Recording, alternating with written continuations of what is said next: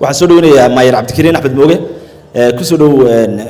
gudoomiyaha golaha deegaanka maayirka caasimadda Hargeysa ayaan kelmadiisa siin doonaa insha Allah. Bismillahir Rahmanir Rahim. Ramadan Kareem. warbixinta guddiga heer qaran ee gurmadka iyo taakuleynta suuqa waaheen waxaan u deynayaa gudoomiyaha guddiga wasiirka diinta iyo awqaafta. waxaan si doonayaa inaan dhowr kalmadood ku dhac ganacsatada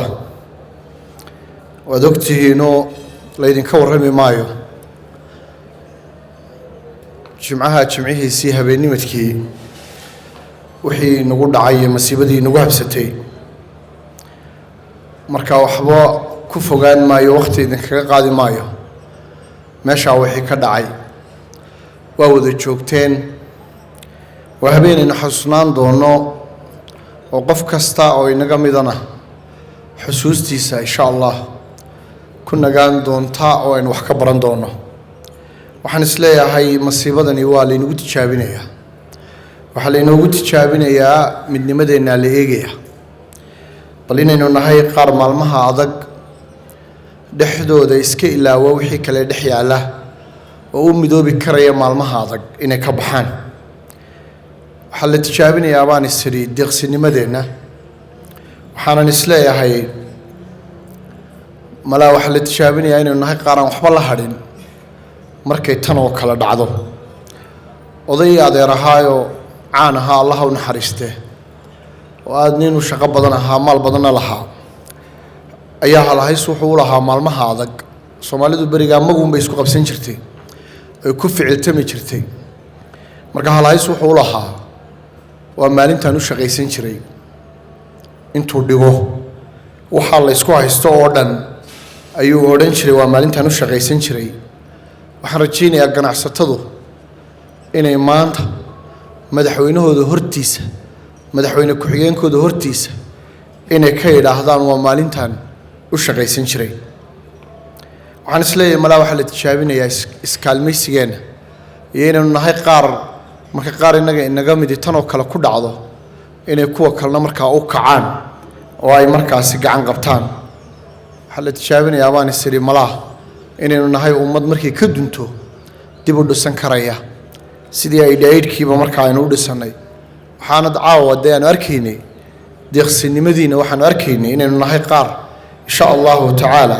dib u dhisan doona halka ugu dambaysa waxaan doonayaa inaan halkan fariin ka diro waa bil Ramadaan maalmo adag baynu ku jirnaayo oo dee dhib weyn baa ina soo gaadhay waxaase jira maaragtay dad aan wanaagsanayn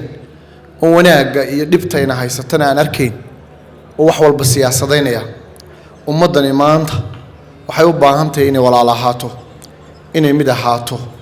inay isgarabsato inay gamcaha isqabsato inay maalmaha adag siday isu garabsan jirtay inay isu garabsato kuwa aan aqligoodu ama saynu u fikirayna aan u fikirahay waxaan leeyahay waa Ramadaan dadkeena dhibaataysan nama mudna in la isku dul qabsado qof walba wuxuu sameyn karayo ha sameeyo ilaahay idankiina maalmahan adagayna soo maray waa ka baxaynaa maalmo wanaagsanna way iman doonaan ganacsatada halkan joogta ducada culimada iyo madaxda labaduba waa laba duco oo weyn waan idin ducaynaynaa waxaan idinku ducaynaynaa maalka aad bixiseen mid kale oo ka fara badan in ilaahay subxaanahu wa tacaala meel kale idinka siiyo oo aydan dareeminba inaad wax bixiseen fariinna ay u noqoto deeqsinimadiinu adduunka oo dhan iyo ummadaha geeska Afrika ku nool gaar ahaan inaynu fariin u dirno fariin ah markaa inaynu nahay qaar maalmahan oo kale iskarabsada ilaahay idankii kuweena dhibtu gaadhina ilaahay baa laabaha loo siin doono maalka ka baxay waxay ku ilaabi doonaan inuu ilaahay markii horeba maalka siiyey ku kaloo badanna ilaahay siin doono innagana waxaa laynaga rabaa inaynu u dadaalno madaxda iyo siyaasiyiintana waxaan leeyahay war maalmahani waa maalmihii la iskarabsan jiray la isbabar istaagi jiray hadallada xanafta leh ee shakiga abuuraya ee ummadda iska horkeenaya in ummadda laga daayo weeye tushuushka in laga daayo weeye nin kastaaba intuu qaban karayo inuu qabto weeye jeebka in gacanta la geliyo weeye inaan waxba lala hadhin weeye in madaxweynaha qaranka oo hawshan hogaaminaya inaynu ku gacan siino weeye inayna waxba kala hadhin weeye talada kala hadhin weeye adduunka kala hadhin weeye dee midka dhangagaalaha ay halkaynu u soconno meel ahaynu u soconna kaana ilaahay baynu u habaari mayna ilaahay baynu u weydiinaynaa inuu soo baydho